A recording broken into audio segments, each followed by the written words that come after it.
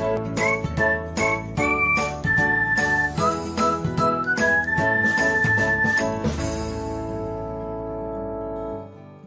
everyone, welcome back to another episode of Technologyglance.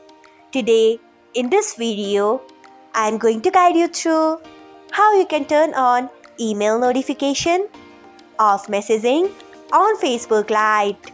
So, let's get started. Firstly, open Facebook Lite app in your device.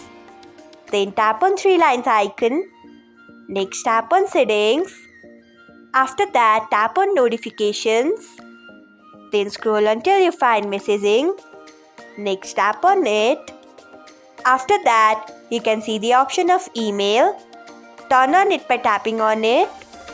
So, this is how you can turn on email notification of messaging on Facebook Lite.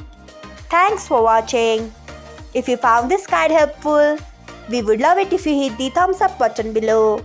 We upload great new tech tutorials like this one every day. So, do not forget to subscribe to our channel and hit the bell icon so that you'll never miss another update.